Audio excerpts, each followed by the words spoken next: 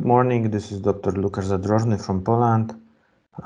It's very nice that I can again have the webinar or the lecture on the Osstem OnDemand platform. And today I would like to speak about socket shield technique with use of Osstem implants. As some of you know, I'm living in Poland, where I'm trying to combine my daily life with my clinical and scientific activities. I'm also a member of few societies, and with this I can meet a lot of nice and very impressive people during my life. But today I would like to focus on one person, Professor Markus Hertzler, which is actually the first one who described the socket shield technique in his study from 2010. And actually, I also had an opportunity to join his courses several years ago, a few times in Munich. Very nice and very impressive trainings and educational events. And actually his approach and I think periodontal approach to the implant therapies influenced me a lot, and a few of his concepts are very strong in my clinical activities today. So he was the first person who described the socket shield technique, but actually it is based on a few concepts from 60s from Swedish groups, and these authors left some parts of roots, or they left just roots to maintain the bone and do not have the bone loss after extraction. Today, if we put even simple question to the PubMed socket shield, we will find out about 60 studies. So we have 59 results, and the first was from Hertzler. But when we go to the recent systematical reviews, we can find out that there is much more studies about the socket shield or so-called partial extraction therapies, but finally they are not even, and only few studies can be comparable. And in the literature today, there are some differences depending on the author of the study, and also it depends, and this things depends on the implant system and the concept which author used clinically. So today I would like to speak about two groups: Hertzler group from Munich and the Howard Gluckman group from South Africa, and have a look. Actually, Hertzler started the concept, and later, last year, the Gluckman group published in the International Journal of Aesthetic Dentistry the step-by-step protocol for partial extraction therapy as a decade, so 10 years experience. And the next issue of the same journal, Hertzler group published the 12 years experience in the concept. And if you compare their two approaches, they are a little bit different, but common things you can find in studies, and depending on your implant system and your approach, you can choose some parts of this or that approach, or you can mix the techniques to achieve your own success criteria. Anyway, when we think about socket shield, we and that is also what the authors suggest, we should have the experience with immediate implantation, and we need to focus on the biology stands behind the concept. So when we remove the tooth like this, we are later dealing with a very thin fascial bone, which is very weakly supplied with blood. So to not have the bone loss, the few concepts, actually a lot of concepts were invented, and we can find them on the literature through the years. We have augmentation, we have socket preservation techniques, different biomaterials, soft tissue augmentation, combining soft tissue augmentation and the grafting. So a lot of options, but actually what we should be focused on is to have a very low invasive extraction, and this is something which really influence on the behavior of bone when we have to extract the tooth. So our surgical trauma is critical. Actually, how big the trauma is critical. Later, we have a rich reduction and the loss of bone because we have lack of stimulus, and we are destroying periodontal ligaments, and this also destroys the blood supply to the very thin part of our bone. And that's the bone loss after extraction. But if we combine extraction with immediate implantation, we are at least closer to coming back with the functional activities of that area. But also when we think about the aesthetics and we think about the soft tissue appearance, maybe we should go to the socket shield technique. Very basically, the technique is based on a not full extraction of the root. So we are leaving the part of the root just behind the buccal plate of the socket to maintain some of the periodontal ligaments between the remain root part, but also between some ligaments coming from the periodontium to the soft tissues all around the sockets actually. So what we can find in the Gluckman study, who called this the socket shield called as one of the partial extraction therapies, we can combine leaving of the root part with the implantation, like one. We can combine it with only grafting of the socket, or we can submerge the whole root with a proper endodontic treatment to maintain the bone. And today we will speak about this concept.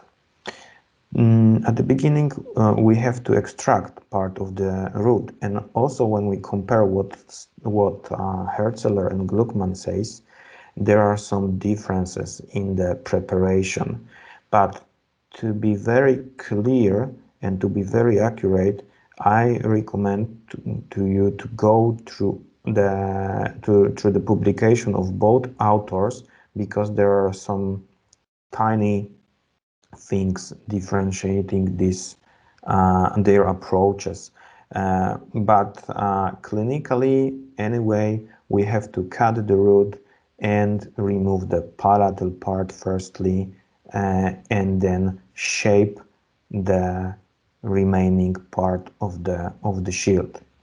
So what we need to maintain is this section of the fascial aspect of the root, and on the buccal view it looks like this, and on the socket drawing it looks like that. So we are leaving this part of the root, and because of that we maintain the bundle bone of the socket. We maintain some of the periodontal ligaments around the socket and in between the periodontium and the soft tissue on the entrance to the socket. So when we search literature, we can find a lot of studies with histology. This is done on the again from Hertzler group on the dogs model, but also we have some studies with the histology from humans.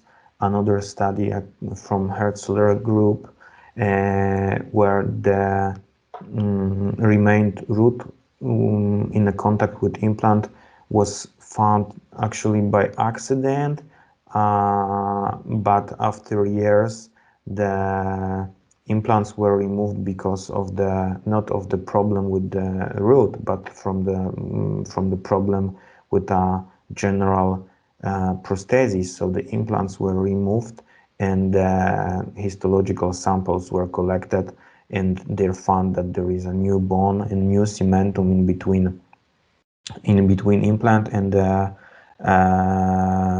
remained root.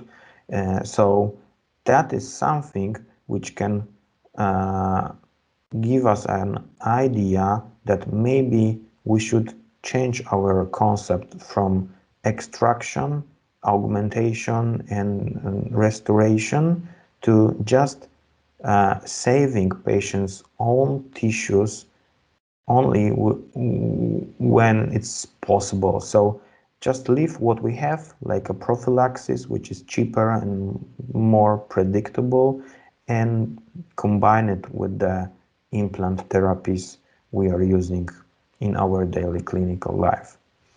Gluckman nicely prepare indications and contraindications, or relative contraindications.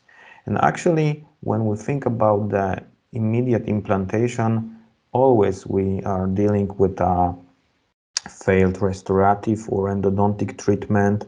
Sometimes we have resorption, but this is in regards to socket shield, it's a little bit more complicated.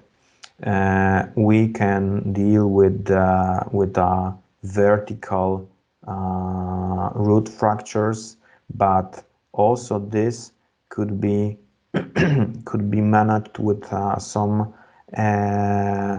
techniques also presented by Hertzler, and actually all indication to the immediate implantation could be used for socket shield.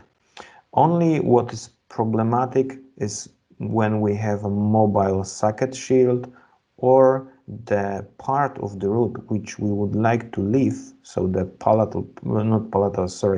the buccal part of the root is destroyed, or with the resorption or with a deep fracture, we can have a problem with socket shield. And what is also important is the no matter which authors we are trying to follow, they all mention that the technique is sensitive, and we need to be very experienced in immediate implantation to go to this technique, because it's really sensitive and delicate technique. So when we search different authors, we can find differences in between what level should be the level of the remained root preparation. We also have differences if we should use the graft or not, and also the how we should prepare the coronal aspect of the root we are leaving in the socket. And what I found out when I was reading the articles, all these differences may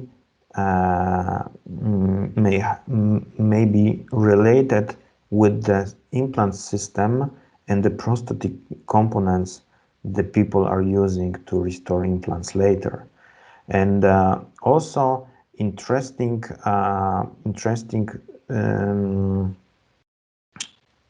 thing is that what the Hertzler group found, that it's based on the growth of maxilla, which is active very long, or maybe even for the whole life of the patient. They divide the concept of the biological locking of implant and also the locking concept for the shield, because one of the complication could be exposure of the remained root part through the soft tissue, and then this part could be infected by bacteria, and it can lead to further complication. And in one of the studies, Hertzler group found that after 5 years of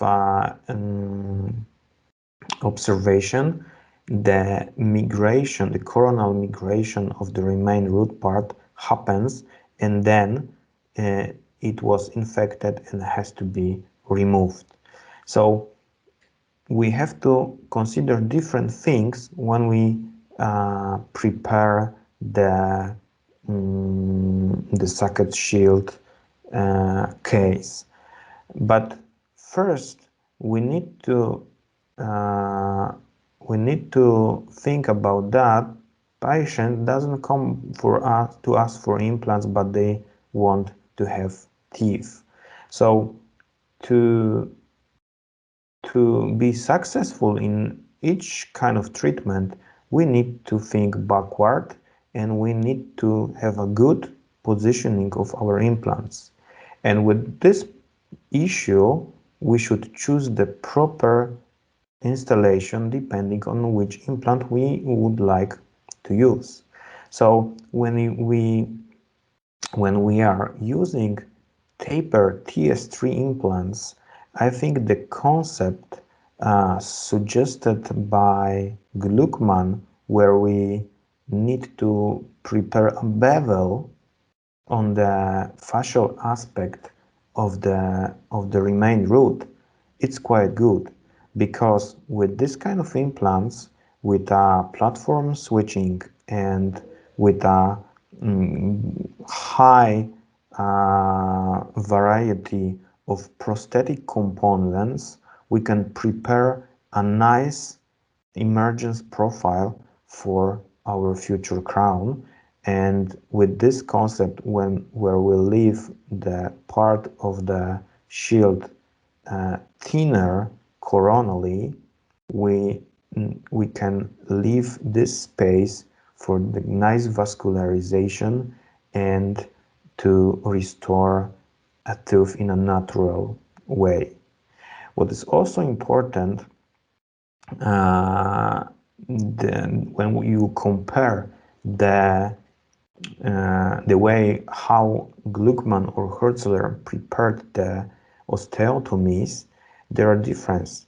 Mostly, I think it's based on the implant system they use, because Gluckman used the tapered implant with a platform switch, and Hertzler used parallel implants with butt joint.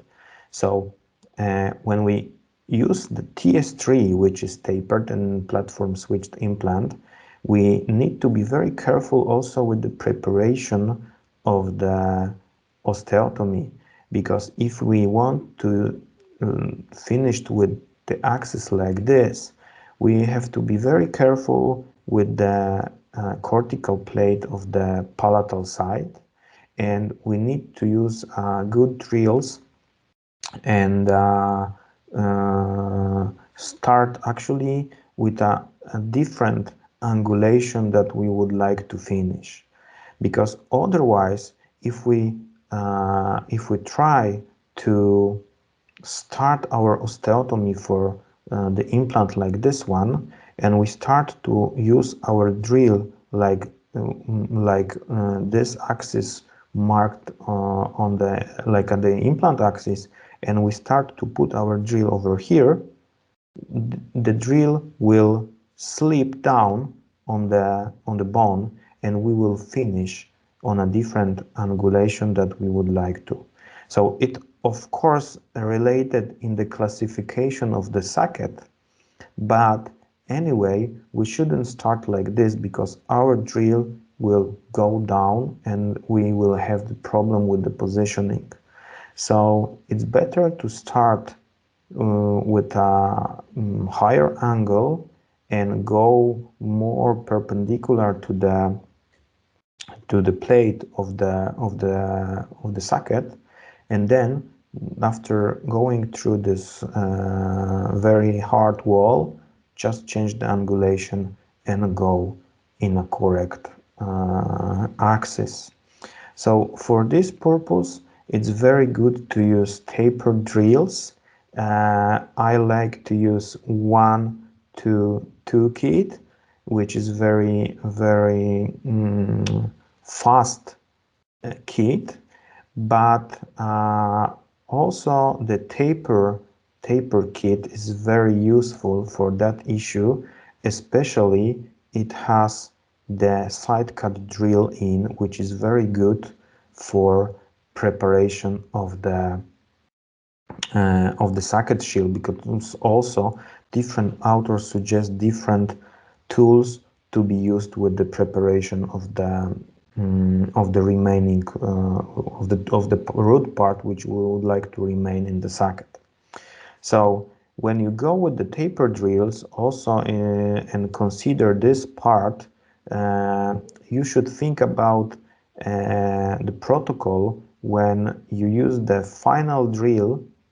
Like, let's say if you want to put the 3.5 implant here, you can go with the drill 3.5 to the full length, but to have this part prepared nicely and don't have the situation that like you put the implant but the implant is taper and you have the osteotomy done but the hard palatal wall and the implant during installation can be tilted on the pressure of the palatal aspect.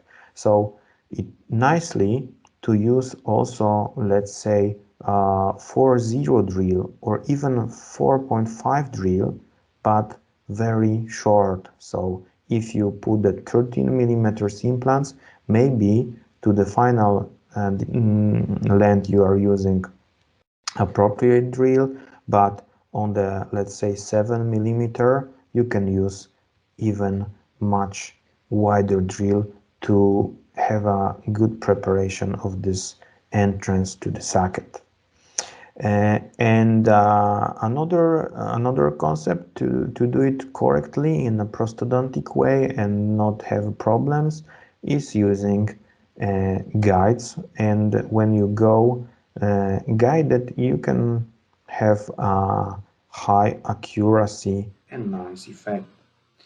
In this patient, she broken the crown of the 2-1, so the central incisor, and I prepared the guide with a proper angulation.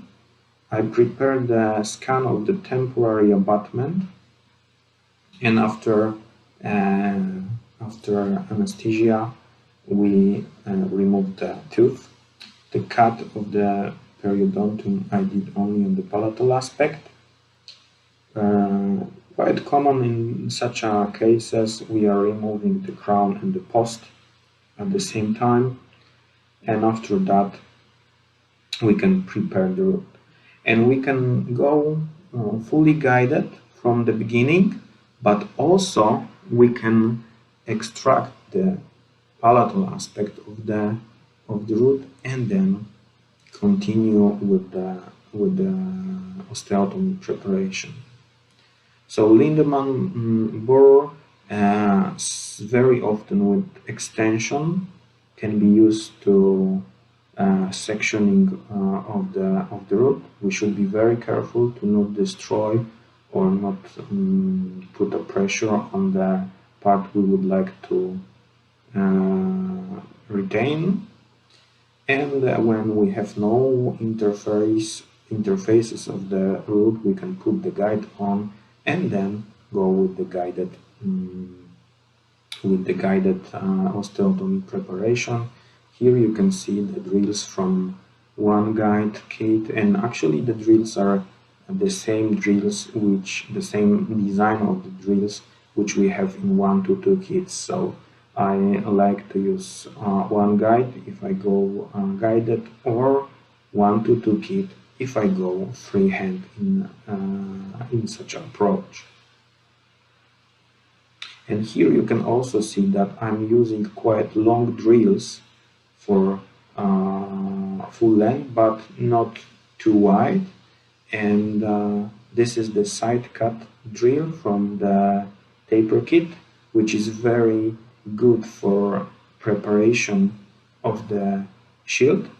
We can prepare it on thickness, and we are using this drill on the high speed. And what is important, that drill has the length markings, so it's easier to use it.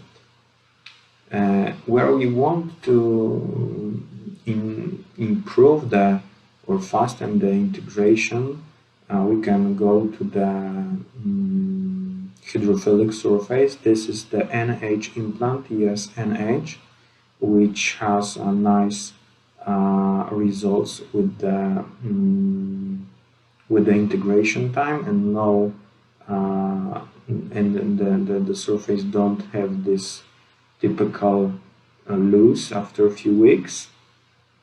So that implant was put here, and the final position was checked with the guided key.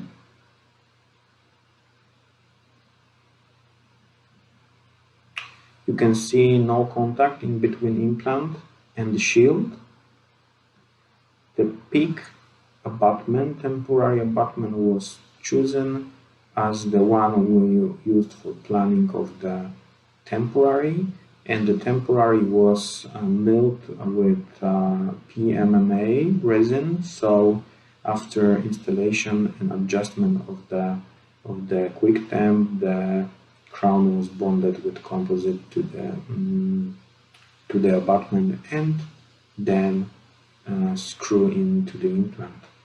So we have implant in a correct position, and how it looks like after the surgery, the CBCT, and the X-ray after surgery. And after 30 days it looks like this, and after another time of healing, it was how the tissue looks like on this tooth. So after the time of integration, we remove the crown, the temporary. We can observe very nice appearance of the soft tissue, and from the beginning the teeth were not equal. The tooth which we have to extract was shorter, but the patient didn't want to change this, and at the beginning I suggested to make the tooth higher, but she was satisfied of his appearance and wanted to have this tooth like that. So that's the buccal aspect. You have no bone loss, very nice appearance of the tissue, very healthy look. With the ISQ we have 74, and the crown was prepared on the stock abutment. During the crown installation, we also can observe nice look of the soft tissue.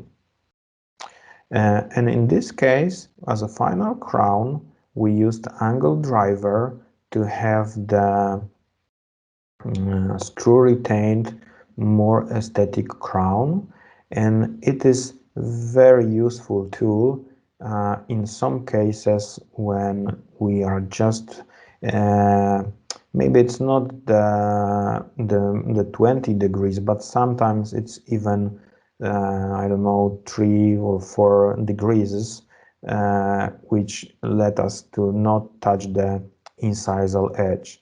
And also what is important when I find out that the diameter of the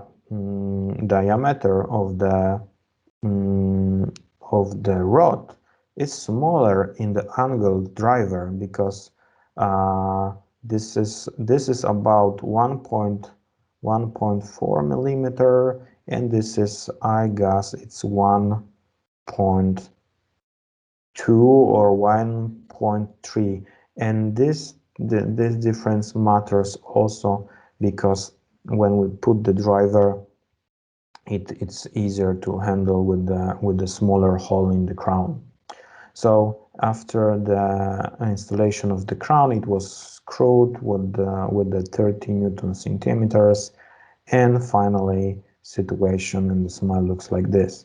So I showed that case on the global conference of Digital Dentistry Society in Germany in 2019, and the situation still looks very nicely and stable. And as I mentioned, I used here the NH surface implant, and what our friend Professor Talarico found in his recent study, this surface is without this typical dip of stability, so it could be advised for immediate implantation or weak bone conditions and stuff like that. And it's not only one of the surface which Osstem offers to us, because we are now working on the study with the SOI surface, which is also very promising. And last EAO, I presented a case of immediate implantation. It was not socket shield, but just immediate implantation. But I restored that case just after 40 days with a very good stability levels. But coming back to socket shield, another case published in Dental Aesthetic in Polish, unfortunately, but we have to extract the tooth because of a few decementation of the crown and the post, and the patient was enough with this situation and decided to remove the tooth and restore it with the implant. So again, the crown was removed together with the post, and the sectioning of the root was done. I use for that purpose mostly Lindemann drill and sometimes with the extension, because it's very important not to destroy this part. When you go very deep with your drills, you have to be very careful to not go too much buccally, and you have to be very careful, especially if the bone is tilted facially with the patient, and it also depends on the type of the socket. So be careful with this, and actually that is why I like the concept from Gluckman to go with the track of the canal of the root and then section it and remove partially. Also, you can, of course, if you have a problem, you can cut it in another section. And after that, you can create the shape of the shield. And for this, I like to use side cut drill. As I mentioned, I use it on a high speed, and I like the length marking typical to implants. but it's very useful, and on a high speed you have a very effective cutting to the side, and you can very fast prepare the shield on the thickness. So what is suggest with it's a common ammon. It should be between 0 to 1.5 millimeter thickness of the shield, and to cut it palatally, not palatally, sorry, coronally, you can use just normal diamond coated round bore, just to cut it to the level or a little bit above the level of the buccal bone, what is suggested by Herzeler, or even to the level of the buccal bone suggested by Gluckman. So if we deal with the tapered platform switched implants, it's I think the bone level with the beveling of the remain root is good idea, and placement of the implant deeper than the level of the shield and the bone. Later after that, we are starting with preparation of the osteotomy, because at that stage we should check if the shield is not mobile, it's stable and with no movement. So we can check it with the forceps or some pencil or some probe, just try if it's stable. Then you can go to the osteotomy, and this case was done with taper kit. You can see the lens drill as a first, and it's a good drill to find the proper entry point. And as you see here, I'm using the extension to easier control the axis of the placement. Later after that, I go to the twist drill, and you can see the palatal position. Then another twist drill with the direction part.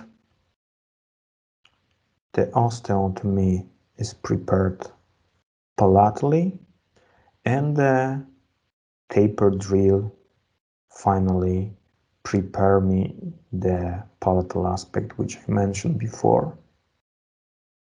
After this drill, I place the implant with a proper angulation. And you can see that there is a thin part of the shield and the distance in between the implant and the shield. This can give me a nice option to use the temporary abutment without the contact with the shield, and to restore it with a nice emergence profile. And with this approach, sometimes if I'm not sure if I'm able to do the loading, immediate loading, I prepare instantly the removable prosthesis, and if the stability is good enough, I can cut the tooth out from the plate and prepare it like veneer, which I can bond with the flowable material to the temporary abutment. So that is how it looks like after the installation, and the CBCT just after with the temporary crown. Finally, we prepared the zirconia crown on that abutment. On the stock, this is stock abutment, but the look of the soft tissue looks really good. We don't have any loss of the bone, and the soft tissue appearance look very nicely and natural. So this is just after installation. The emergence profile looks great, and the patient is very satisfied. So this technique can give us a very nice aesthetic results. Actually, I think it's incomparable to any other techniques without leaving this part of the root. And what is explained by Hertzler is this many different periodontal ligaments all around, which honestly I don't know all the names of these ligaments, but it's very important in terms of stability of the tissues around the entrance to the alveolus. Another case, the lateral incisor broken and destroyed. That's the planning and the positioning of the implant.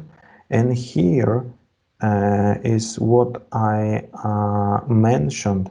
If you have the platform switched implants and you have a let's call it high emergence profile abutments available, or the not T-base, which are always very low, but you can use temporary abutments. In Osstem you have 3 to choose. You have peak abutment, which is quite wide to the platform, but you have also titanium abutments. With one is a 3 millimeter emergence profile part, and it's very narrow, so you can nicely prepare the emergence profile in the cases like this. But actually more often I use the peak abutments for the immediate loading. Anyway, in this case, with this kind of root position, it could be very difficult if you remove all the root, because you will destroy the blood supply to the bone, and maybe you will even remove this part of the bone with the root. So clinically it looks like that: occlusal view and destroyed root, Lindemann drill on the high speed, sectioning not deep enough, so I use the extension and then section it to the end, remove the whole palatal part, and then prepare the apical part. It's important to remove all the apical part and the delta, endodontic delta, and then again the shield, which has to be prepared in this shape, and should be prepared with the proper thickness, and the preparation of the osteotomy. Again, here is the taper drills. Implant placed without the contact to the shield, as you see here, and the good eye skew level, and the peak temporary abutment, and the composite crown. And the final look after the surgery, and the planning and the outcome from the CBCT.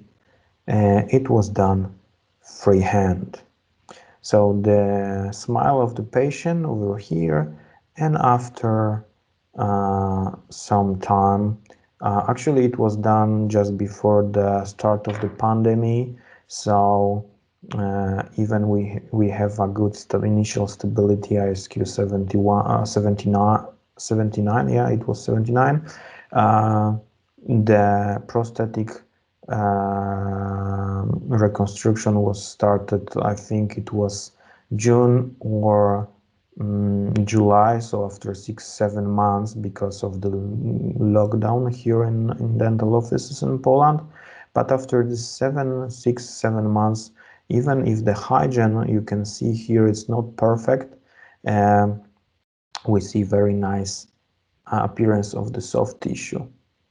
So were taken, and also another measurements were done. So the 84 we have now after 6 months, and the full ceramic crown was prepared on the custom abutment here, and the crown looks like this just after installation. So the appearance of the soft tissue is very nice with this kind of technique. The X-ray after installation, no bone loss, and very nice appearance. That is picture done last month. The patient came because of some chipping here on the crown, and I think we will need to exchange this crown, but anyway, the crown is chipped, but when you think about the soft tissue look, it's really nice and natural. Because I'm working in a different offices, not always I have the opportunity to have a very long time checkups with the patient, but with some of them it's typical that if nothing happens and everything is okay, they don't appear and they don't want to have the appointment. This is, I don't know how it works in different countries, but in Poland is quite typical. But with some patient, they come back with something is wrong or something is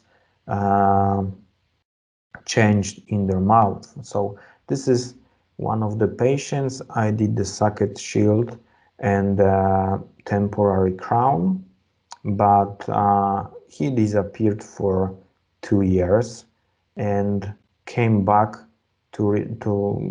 not to restore the implant with the final crown, but because he lose another tooth. So that was the planning on the center of the lateral incisor, and again the sectioning was done here with a diamond coated very narrow drill with the implant kit extension, sectioning using of the side cut drill to shape the shield, and then preparation of the osteotomy. And if you go with the 3.5 millimeter implant, final osteotomy you can finish with 2.2 drill, and only short drill like 7 or 8 millimeter drill could be used as a taper drill to prepare the palatal aspect, what I mentioned before. And with this patient, he wanted to have the removable prosthesis because of the financial reasons. So the healing cup was attached and the removable prosthesis. But what we find out in the literature, the authors suggest that with this technique, with this concept of socket shield, the individual healing abutment or temporary crown should be applied after implant installation.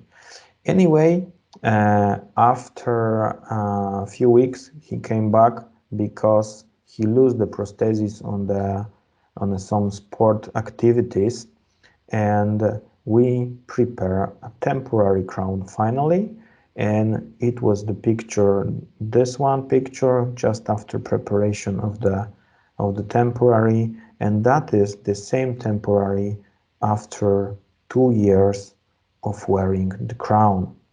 And he came because he lost another tooth, and I did a control CBCT, which confirms a very good integration of tissues and a good stability of bone. So the impression were taken, and also have a look on the look of the tissue around the entrance. Very nice, natural, healthy tissue, which is found after 2 years. I think even 2.5 years of wearing the composite crown done with freehand on a quick temp abutment. What I found out is that through these years, even the abutment was broken. That is something which I found out for the first time, and that is the look of the temporary crown. Soft tissue again, very nice profile of the tissue. You have the natural appearance and the final full ceramic crown screwed into the implant. Very good appearance and effect. So after over 2 years, the crown was installed, and yeah, I think this techniques works, and even the studies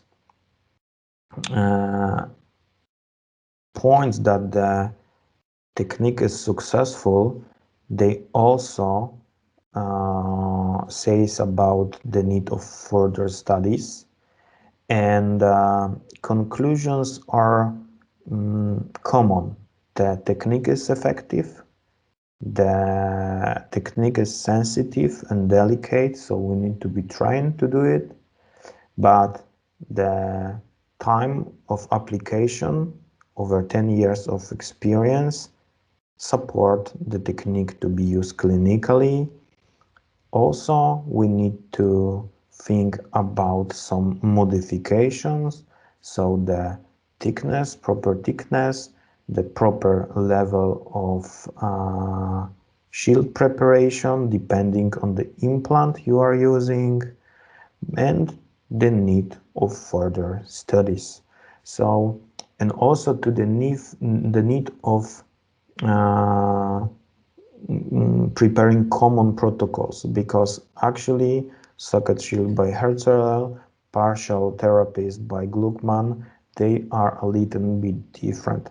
So we need to prepare a unified protocol to this approach to be comparable between different studies, because only then we will have established the proper protocol at the basis of the comparable studies done in the future. And maybe if you have experience with this technique, with the TS3 implants, please feel free to contact me with my email, and we can gather a bigger group of cases and prepare a study based on the Osstem TS3 implants with socket shield. So thank you today and have a nice day. See you.